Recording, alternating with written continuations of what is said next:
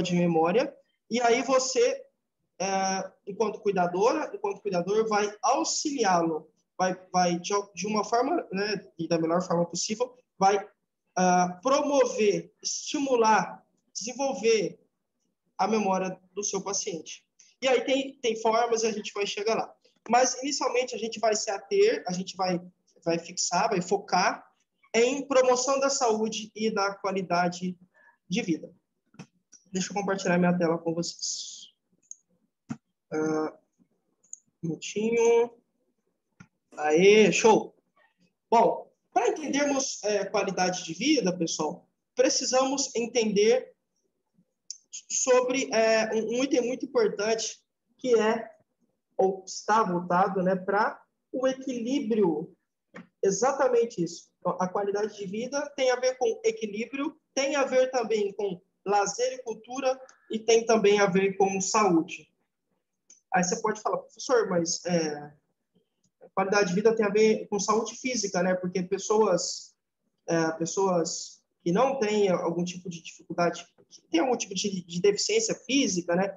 As pessoas que têm todas as partes do corpo, as pessoas que não são deficientes, são felizes. É verdade? Olha, depende, né? Mas não necessariamente. Muitas vezes, a questão dessa qualidade de vida, isso você vai ver durante a aula, é o seguinte: independentemente se o seu paciente é ou está deficiente ou tem algum outro tipo de limitação, independentemente disso, o seu paciente precisa ser sempre estimulado a ter uma qualidade de vida a melhor possível. Então, a saúde aqui não tem só a ver com saúde física.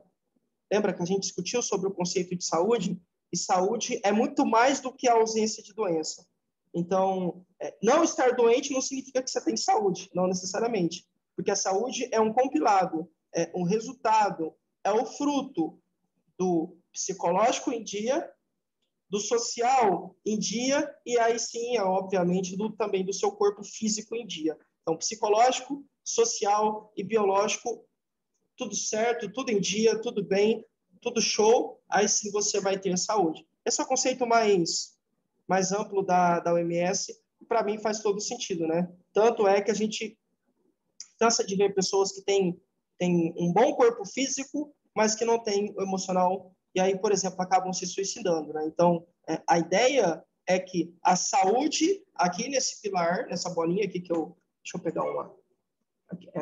Aqui, acho que dá para fazer. Espera aí. Deixa eu pôr para cá aqui.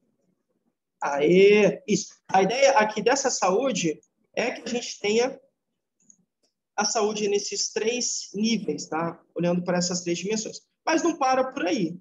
A qualidade de vida também tem a ver com lazer e cultura. Por quê? Porque quando o paciente, na verdade, não só o paciente, né? Você e eu também. Então, quando nós estamos expostos a um contexto, a um ambiente, né? A um lugar onde desfrutamos de lazer, consequentemente, a nossa qualidade de vida aumenta.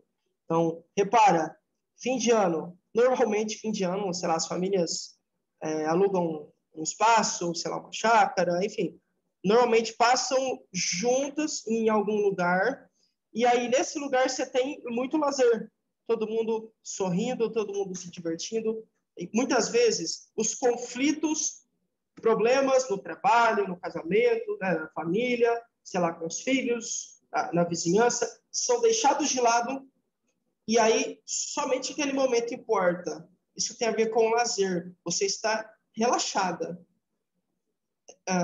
Como se estivesse no spa, né? O que o lazer... A ideia é essa, você estar bem, de bem consigo mesmo, de bem com o esposo, de bem com a esposa, enfim, com os filhos e com os amigos. Lazer. Seu corpo está tranquilo, você está tranquilo. Aquele estresse, nervosismo que normalmente a gente pode ter, né? Enfim, conta dessas coisas do dia a dia.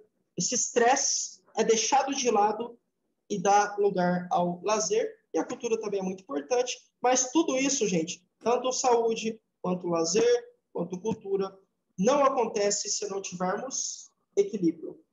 Equilíbrio é a palavra-chave para talvez tudo na vida, né? Então, como é que você vai ter uma boa saúde física se você não se controla? Né? Se você não é equilibrado. Só você vai ficar comendo, fazer como o professor Lucas, né? Bom, na verdade eu não faço isso, mas se deixar eu faço. Se você não tem equilíbrio, você vai ficar só comendo doce. Doce, doce, doce, doce. Ou só McDonald's, tá? Ou lanches assim, né? Alimentos que não são ricos em nutrientes. Ou só Coca-Cola. Ou só sorvete, só açaí, enfim. Falta de equilíbrio. Isso vai prejudicar a sua saúde. Se você não tem equilíbrio, o seu social também pode ser prejudicado. Então, você é uma pessoa que só fica em casa, não interage nem mesmo com os familiares, as pessoas que moram com você, falta equilíbrio. Ou se o seu emocional, se você é desequilibrada ou desequilibrado emocionalmente falando, não dá certo, porque você vai perder amigos, pode até perder o emprego. Muitos não levam desaforo, né? Não gostam de levar desaforo, e aí se ofendem facilmente, não estão preparados psicologicamente, falta esse equilíbrio, e aí, infelizmente, não tem qualidade de vida. Porque uma pessoa que é desequilibrada, emocionalmente falando, sei lá, pode ter pavio curto. E aí alguém com pavio curto tende, em algum momento da vida, vai se estrepar, né? Vai se queimar. Isso vai acontecer, questão de tempo. Então, o equilíbrio é a peça-chave para você ter uma vida com qualidade de vida. Mas você precisa também considerar saúde, por isso que a gente vai falar sobre promoção da saúde, e você também precisa considerar lazer, cultura. Então, esse tripé, você vai conseguir ver isso claramente, né, na aula de hoje, indiretamente, mas todos esses itens estarão presentes na aula de hoje. Esse tripé fortalece e reforça o recado da aula de hoje, tá bom? Bom, mas nós não podemos começar a aula falando sobre promoção sem entender o que é isso, né?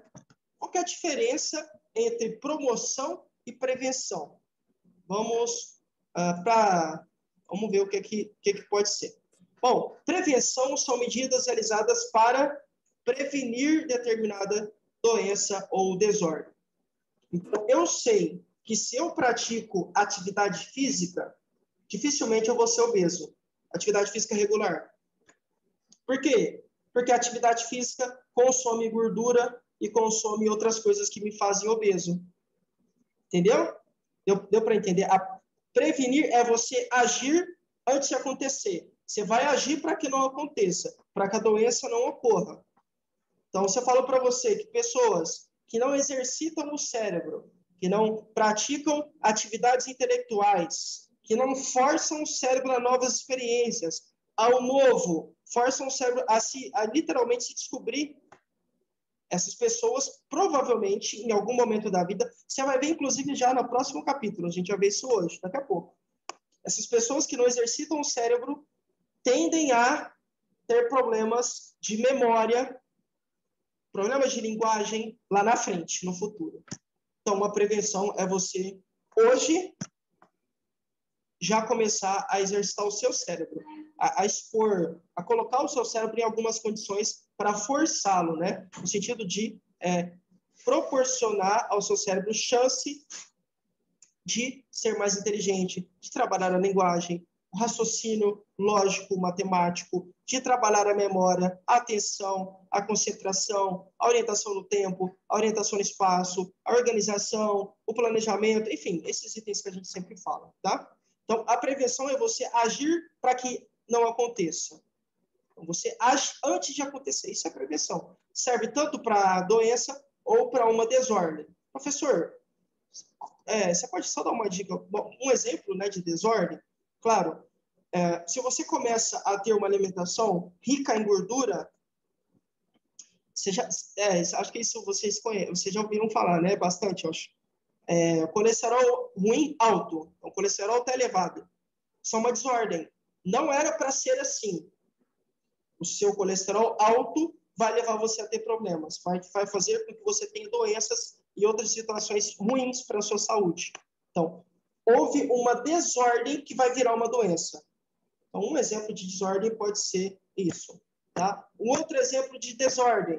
você não se preveniu, você não descansa durante a semana, você não relaxa a sua cabeça, de repente você começa a ficar estressada, e aí começa a acontecer uma desordem na sua vida. Você fica, sei lá, por exemplo, de tão estressada, você fica impaciente com o seu amigo, com a sua filha, sei lá, com sua mãe. Ou você, meu caro, fica nervoso, estressado.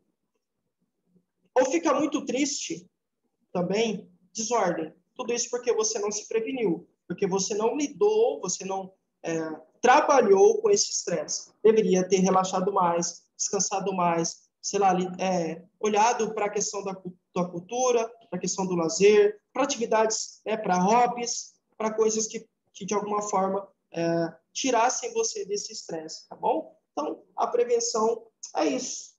Eu ajo antes de acontecer. Por que você usa cinto de segurança?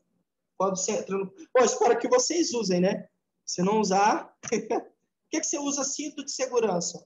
Porque se acontecer um acidente, você não será lançada para frente. Vai evitar o efeito chicote e o seu pescoço não vai se quebrar. Você não vai ser lançado ao para-brisa, enfim, você não vai se machucar tanto, tá bom? Então, a prevenção mas professor, não aconteceu ainda um acidente. Exatamente, por isso é prevenção, porque você já está afivelada, né? Você está com o cinto protegendo você. Isso é prevenção, agir antes de acontecer, bom? Estrategicamente. Entretanto, eu falei que eu ia falar sobre a diferença entre promoção e prevenção. A promoção é algo que serve para aumentar a saúde e o bem-estar geral do indivíduo. Promoção é como se você troquem ou entendam promoção um sinônimo de estímulo. Estou estimulando, promovendo. Como, sabe quando você... Pensem numa promoção de uma loja. Promoção de sapato. A Schutz faz uma promoção de tênis lá, sei lá, uma promoção de tênis e de bolsas. Provavelmente, muitas pessoas vão querer ir à loja ou ao local para comprar. Está havendo uma promoção. Aí, no caso, uma promoção do quê? Do produto. Estão estimulando a compra. Percebe que é um estímulo? É um incentivo? Isso é promoção. Nesse caso, né, gente, a promoção aqui, obviamente, falando da aula, é a promoção do quê? Da saúde. Então, toda vez que eu promovo saúde, que eu estimulo saúde, que eu incentivo saúde no meu paciente, consequentemente, eu tenho mais qualidade de vida. Preciso, então, trabalhar com promoção. Preciso promover, estimular, incentivar, né, o meu paciente a ter uma boa saúde e, obviamente, o resultado disso é ter um bem-estar geral do indivíduo. É uma questão enfim, de consequência. Está aqui. A OMS entende saúde como o bem-estar físico, mental e social. Perceberam? Não a gente, porque a gente fala bastante sobre isso em aula, né? Mas muitas pessoas entendem saúde simplesmente de um ponto de vista de uma ótica biológica. Corpo, matéria. Só corpo. Tá tudo bem? Tá, não tô gripado, não tô com dor nas costas, eu tô com saúde. Tô bem, tô firme, tô firmão, tô firmona, né? Tá tudo em cima, fisicamente falando. Mas a OMS fala, não. Saúde é mais que isso. É também o corpo físico. Obviamente, não podemos deixá-lo de lado. Mas você precisa somar, colocar nessa equação, colocar nessa receita, 2 outros elementos. A questão mental e a questão social. Aí você mistura, aí sim o resultado disso você vai ter saúde. Sabe quando você vai fazer um suco? Aqui em casa, de vez em quando, a gente faz suco verde, né? E aí você junta vários ingredientes e o resultado final disso é o suco verde. Bom pra caramba. Ainda mais se não tiver açúcar, né? A saúde é isso também. Você faz um mix É como se pegasse um liquidificador, lógico, né, gente? Isso é uma metáfora, uma analogia. Pegasse um liquidificador e aí você colocasse bem-estar físico, bem-estar mental e bem-estar social. Batesse e aí isso se misturasse e aí o resultado é a saúde. Tá? Então, saúde vai além, é mais do que a mera ausência da doença. Então, é bem além, né, do que você simplesmente não ter doença. Para o cuidador promover uma qualidade de vida para os seus clientes, precisa saber avaliar e intervir na vida social, física e mental. Parece ter sentido. Até porque eu disse agora que saúde é resultado desses 3 aspectos, certo? Tanto é que está até aqui nessa imagem, ó. Mental, físico, social. Há uma intersecção entre esse... consegue ver aqui embaixo, né? Você tem a soma, isso resulta em saúde. Então, o cuidador precisa entender essa lógica. Precisa perceber que ele tem que avaliar. Professor, essa avaliação significa que eu tenho que dar um diagnóstico, algo certeiro, não é isso. Você só tem que ter um olhar crítico para entender que tem algo aí que não está bem. Algo que não está legal. Então, é simples. Seu paciente é uma criança, a Tati sempre fala de criança, né? Então, pega o exemplo da Tati. Então, aquela criança que ela disse que era bem resistente no início, e aos poucos ela foi ganhando a criança. Normalmente, crianças são espoletas, ativas, tem muita energia, muita disposição. Se você se encontrar, se deparar com uma criança que está apática, que está indiferente, quietinha, não quer correr, não quer andar, não quer sair da cama, enfim, tem algo errado. Porque normalmente essa criança não é assim. Sempre é alegre. Qual que é o papel do cuidador ou da cuidadora? Entender, falar, ó, tem algo errado aqui, ué. Sabe o que está acontecendo? Entenderam? Essa luz, esse raciocínio, essa mentalidade. Você não tem que dar o diagnóstico porque você não é médica, não é psicóloga, não é nada disso. Mas não é psicólogo, né? Não é médico. Entretanto, você precisa ter essa sensibilidade de olhar, olha, caramba, isso está diferente, professor. Pô, não é assim. Tem algo diferente aqui. Então, isso é avaliar, é interpretar a situação, analisá-la. E aí sim você consegue intervir. Então, você vai colocar, olha, está quietinha, enfim, aí de repente a criança vai para o médico, aí leva para o médico, de fato ela estava, sei lá, gripada, estava com alguma outra condição, volta para casa, e aí aqui você vai intervir. Você vai, sei lá, dar um medicamento, vai Lucas, dar comida. Oi? Oi? a respeito do que você está falando, né? Eu tinha uma outra criança também que eu cuidava, né, na escola. Ela passou por um período de enfermidade, ela teve câncer, né? Aí fez a cirurgia, tirou o rim direito, aí voltou à atividade, fez químio, tudo. E ela voltou e continuou a ficar comigo. E devido ao caso dela, né, a gente sempre estava observando. E um belo dia ela chegou, né? Ela estava com muita coriza, uma coriza forte e bem quieta. E eu perguntei, né? Você tá bem? E ela, tô, tia, tô bem. Tá, terminou o período, a mãe veio, eu falei, olha, ela não ficou bem, ela ficou febril, tá muito quieta, não quis brincar. Aí ela falou, eu marquei uma consulta para ela, né? Aí a mãe, resumindo, a mãe marcou a consulta, levou tudo e o câncer tinha voltado. Eita. Então, assim, a gente tá sempre atenta mesmo, né? O que você tá falando, a gente acaba tendo essa sensibilidade, né? Exatamente, Tati. Então, assim, obrigado, é isso aí. Olha, não, tem algo errado aqui. Você não precisa saber o que é. A Michelle colocou aqui, acho que tem a ver com o que a Tati, tem tudo a ver com o que a Tati também tá falando. Então, ela falou, ó, tem que estar atento, né? Tem que avaliar o comportamento. Então, toda e qualquer mudança comportamental, então, assim, o comportamento é como o seu paciente age normalmente, né? Toda e qualquer mudança comportamental tem alguma explicação. Você tem que saber qual que é. Ai, meu Deus, por que o meu paciente está mais agressivo? nossa, eu não consigo dizer não, aí não, né? Talvez seja algo psicológico. E aí é só um psicólogo, um psiquiatra, alguém, um médico, será que vai conseguir ajudar? Mas você precisa ter essa sensibilidade e ver, ó, tem algo errado. Vamos ver o que é. Entende? Então, é esse pensamento, essa mentalidade que vai nos diferenciar.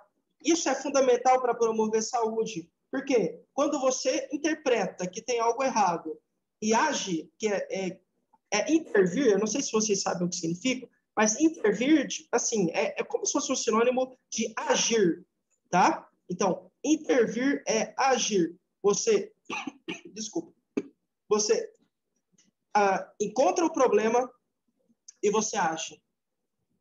Entendam agir como procurar solução.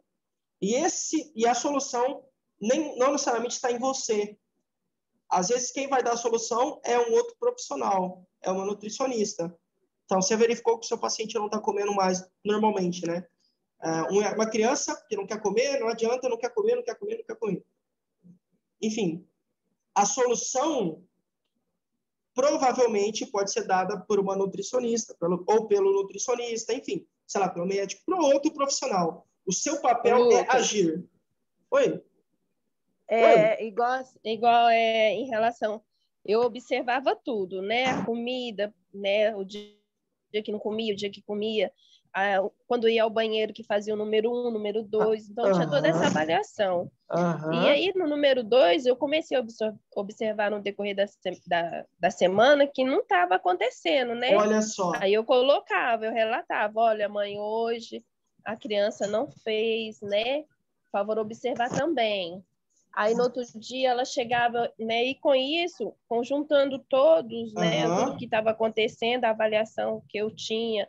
E aí, a mãe levou ao médico, foi onde que eles diagnosticaram tudo que estava acontecendo.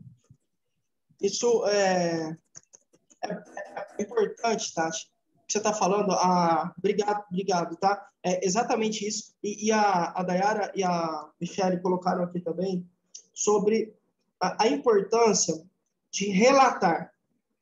Nosso papel é promover saúde. E promover saúde tem a ver você ficar ligado. E aí, acho que foi a Dayara que colocou aqui, que a importância sobre o diagnóstico precoce. O que é isso? Bom, quanto antes a gente identificar um problema, o quanto antes a gente vai começar a lidar com ele. Então, que foi justamente o exemplo da Tati. Olha, tem algo errado com essa criança, vamos ver o que é. Aí vai no médico, de repente constata um câncer.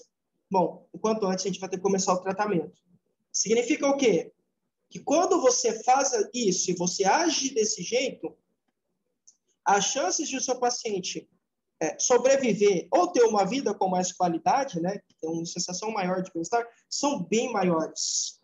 Então, vou pegar um exemplo típico. Agora vamos para o outro lado, para uma outra fase da vida, para vocês entenderem o impacto, o papel que a gente tem, né? Alzheimer é uma doença que não tem cura, fato. Infelizmente, até o momento não tem cura. Entretanto, alguns estudos já mostraram que quanto mais cedo o diagnóstico acontece, por mais tempo a gente consegue dar uma vida digna para o paciente. Por quê? Porque o quanto antes o tratamento começa. Então, não tem cura, de fato não tem cura, mas tem tratamento. A gente consegue ir amenizando os efeitos da doença, os prejuízos da doença. Agora, se você deixa o paciente, a cuidadora desligada, o familiar não tem informação, também acaba sendo desligado, enfim, não faz muito causa do idoso ali. A cuidadora também não muito, e é toda desligadona, não está muito interessada. Esse idoso começa a apresentar os sintomas, a doença de Alzheimer começa, por exemplo, a colocar as garrinhas para fora. Como ninguém se interessa, ela vai cada vez mais colocando as garras. Então, o idoso que no início só esquecia o nome do cachorrinho, agora esquece até como uma senhora, se ela esquece como coloca a calcinha. Por exemplo, percebe? A doença vai evoluindo. E quanto mais tarde a gente encontra, ou o médico dá o diagnóstico, mais tarde essa pessoa começa a receber o tratamento e aí ela vai, consequentemente, sofrer muito mais os impactos da doença. Então, isso serve para tudo, tá? Não é só para paciente com Alzheimer, não. Toda e qualquer doença toda e qualquer condição. E nem sempre quando a gente entende isso, muitas vezes a gente age antes de ter o problema. Então, se você tem notado que que a criança, sei lá, que o adolescente, você cuida de um adolescente, de repente esse adolescente começou a ficar mais quieto, mais no cantinho. Não, tem algo errado. Não é normal de um adolescente. Os adolescentes costumam ter energia também. E aí você foi começar a pesquisar, vai conversando com ele, vai tentando bater um papo e tal. De repente ele relata que na escola os coleguinhas estão fazendo bullying com ele. O problema ainda minha sogra me disse hoje, acho que de um adolescente aqui na região, em uma cidade da região, que entrou na escola lá e fez uma folia. Colocou bombinha, fez várias coisas lá. Hoje em dia isso tem acontecido bastante, né? As crianças sofrem bullying e aí voltam e revidam matando ou cometendo atrocidades na escola e por aí vai. Se você entende, se você é cuidadora desse adolescente e tem um olhar clínico, você não vai deixar isso acontecer, porque você vai perceber que a criança está mais quieta, ou que o adolescente vai estar mais quietinho. Você vai tentar conversar, e aí esse adolescente, como já vai estar com você, vai confiar em você, enfim, vai ver que você é uma pessoa responsável, vai querer se abrir. E quando ela se abre, aí você tem uma oportunidade de agir. Entende? Então, não é só observar a situação. O observar é fundamental, porque aí você vai extrair. Olha, tem algo errado. Mas mais importante do que isso, talvez, é como você vai agir. Entendam agir como também procurar ajuda. Como solicitar, foi o que a Michelle colocou, né? Relatar aos familiares, relatar aos outros profissionais que lidam e trabalham com essa criança ou com esse paciente também. Muito bom. Então, a gente tem que encontrar o problema, agir, tá bom? E aí, sempre olhar e entender que existem essas 3 dimensões na vida do paciente. Toda vez que você olha para o seu paciente, só considerando o lado biológico, é uma visão muito pequena, muito pequena. Você pode fazer muito mais. E aí isso vai trazer prejuízos para o seu paciente, com certeza. Porque às vezes ele vai ter um problema no psicológico e você só está acostumado a ver o físico. Vai dar problema. Bom, vamos lá. A gente precisa falar sobre negligência. Negligência, gente, nada mais é do que a falta de cuidado ou de aplicação numa determinada situação, tarefa ou ocorrência. Ok? Geralmente, a gente tem alguns sinônimos. Descuido, incúria, desleixo, desmazelo, preguiça. Na prática, é você deixar, você ou alguém, né, uma pessoa que é incapaz de cuidar de si mesma ser abandonada. Então, como é que você permite que um idoso, um paciente que tenha algum tipo de deficiência intelectual, tem deficiência mental, né? Essa pessoa não consegue se alimentar sozinha, digamos. Como é que ela fica sozinha? Não tem como. Se você deixa uma pessoa que tem algum tipo de deficiência intelectual e que não consegue, por exemplo, se alimentar sozinha ou ir ao banheiro sozinha, enfim, se virar sozinha, cuidar de si mesma sozinha, você comete um crime, você ou os familiares, enfim. Esse crime a gente chama de negligência, tá? Agora a gente vai passar alguns pontos importantes para que a gente precisa considerar para crianças e para idosos quando a gente fala de qualidade de vida. É importante criar bons hábitos e promover um ambiente saudável.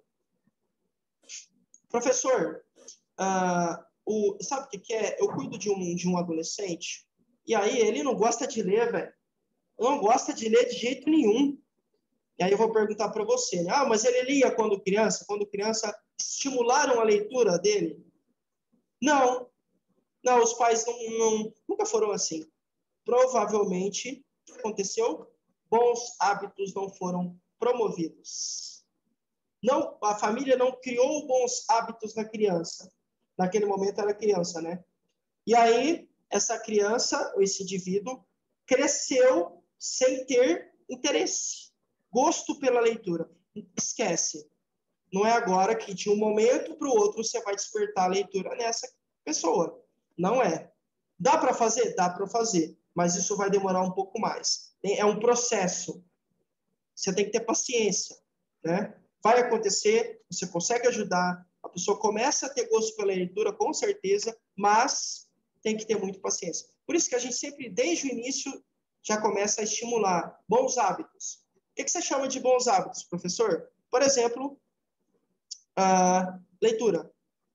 Por exemplo, gosto pelos estudos. Por exemplo, levantar e arrumar a cama. Por exemplo, escovar os dentes. Por exemplo, hidratação, comer melhor, enfim, desde criança, porque você já vai criando bons hábitos. E aí, não bastasse, né? Somando, você também procura colocar essa criança num ambiente saudável. Porque nesse ambiente, ela vai ter um comportamento moldado. Muitas vezes, gente, eu li uma vez que o comportamento de uma criança, quando eu li, eu fiquei chocado. Caramba, será que é isso mesmo, né? A personalidade da criança se forma até por volta dos 4 anos. No máximo, se você tiver sorte, até os 6 anos. A personalidade, né? O caráter. Depois, aí, demora um pouco mais para tirar. Dá para mudar, lógico, né, gente? Mas demora um pouco mais. Qual que é a ideia? Não é alarmar você, deixar você desesperado ou desesperado. A ideia é, caramba, não posso permitir que o meu cliente, que ainda é um bebezinho, cresça de qualquer jeito. Não. Já vou começar a ensinar, a criar bons hábitos desde agora, desde criancinha. Porque isso, né, somado a um ambiente saudável, com certeza, o meu cliente, que é uma criancinha, o meu paciente, que é uma criança, vai ter um bom comportamento, uma boa aprendizagem, com certeza vai ter uma boa saúde também. Quando a gente fala de idosos, A minha mãe falava... A minha mãe falava assim, que é de pequenininho que se entorta o pepino, né? É de pequeno que você molda a criança. Exatamente. Né? Exatamente. Porque aí, assim, quando... Pode falar. Quando é criança, você coloca, ensina ela. Se você dá, assim, o amor, se você ensina bons hábitos, aí quando ela crescer, igual assim você, o hábito de leitura, se você, desde pequenininho, compra livro para a criança estimula a leitura, né? Mesmo que ela não saiba ler, ela já vai ali vendo e já conta a história, fica aquela imaginação da cabeça dela, né? Isso, exatamente. E depois de grande não adianta, se passou de uma certa idade, pode até pegar o hábito, mas vai mais difícil, né? Bem mais. E assim, você molda a criança também, né? Se você deixa ela fazer tudo o que ela quer, o que vai acontecer? Depois de uma fase adulta, depois você não consegue mais controlar, né? Então, tudo é de criança. Exatamente. Isso, muitas vezes, vou dar um exemplo, isso não é nem que eu estudei, isso é o que eu vejo. Já vi muito assim. Lógico, eu já vi isso também, os profissionais falando, mas é a minha experiência, pessoas próximas que eu conheço. Os pais deixaram a criança fazer o que quer, assim. E aí, no início, é bonito, né? Uma criancinha, mas essa criança cresce. E aí depois fica difícil, a que a Luciana está falando, né? É mais complicado. Não é impossível, claro que não, mas é bem mais complicado, porque você já tem hábitos criados. Talvez não sejam saudáveis. Entendem? Então, você vai ter que substituir hábitos. Anular hábitos ruins e colocar hábitos saudáveis. Hábito é um negócio um pouco difícil de mudar. Vai demandar tempo, demanda paciência, estratégia, calma, jeito. Entendem? Então, isso é fundamental. É isso mesmo, muito bom. Quando a gente fala... Lucas. Oi? Eu posso passar um filme, o título de um filme que eu assisti que fala a respeito disso, né? Em relação ao que você está semeando na vida da criança, né? Que você está cultivando. Fala, chama Os Filhos de Istambul. né? Ele relata Filhos de Istambul, chama. Então, ele já é um homem já velho e ele começa a reviver a infância dele, né? Os traumas dele. Então, assim, tudo que foi plantado nele, na velhice dele, o trauma trouxe ele de volta, né? Então, assim, é só vocês assistindo que vocês vão estar entendendo. O estudo que você está dando está falando dentro disso, né? Sim, e você claro. falando, eu me lembrei desse filme. Não, lógico. É isso mesmo, sabe? Às vezes... E aí, piora. Por que às vezes piora? Porque aí a criança, que agora, na verdade, agora já é um jovem, talvez até um adulto, ou até um idoso, se revolta contra os pais. Por quê? Oh, caramba, se você sabia que era importante escovar os dentes, por que você não me ensinou desde criança? Por que você não me estimulou? Por que você não me mostrou desde criancinha que era importante ler? Que eu despertasse o gosto pela leitura para eu me dar bem na faculdade? Sei lá, tá? Estou só dando um exemplo aqui, estou só criando situações. Lá na frente a bomba estoura, é o que a Tati falou, a bomba vai estourar. E aí, às vezes, estoura para cima de quem cuidava. Não necessariamente da cuidadora, tá, gente?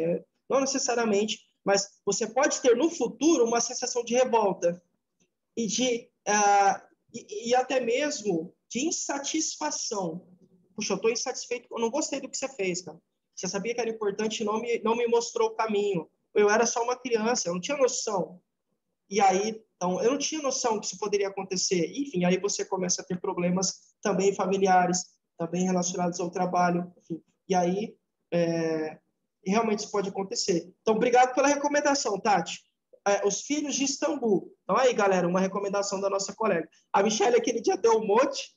Acho que foi a Michelle, né, se não me engano. E aí, aproveitem também a indicação da Tati, tá? Falando de idosos, se fizermos o nosso trabalho de forma satisfatória, é possível também promover qualidade de vida nesse paciente. E, mais especificamente, você pode aliviar dor, mal-estar, efeitos negativos ou prejuízos, né, de doenças, limitações, incapacidades, enfim, você consegue melhorar a vida desse paciente, promover a qualidade de vida com toda certeza, tá bom? Então, eu vou dar algumas dicas para vocês, eu vou citar, depois eu vou deixar essa apresentação, vocês podem ler com mais calma em casa. Tudo que está aqui está na apostila, mas eu vou deixar a apresentação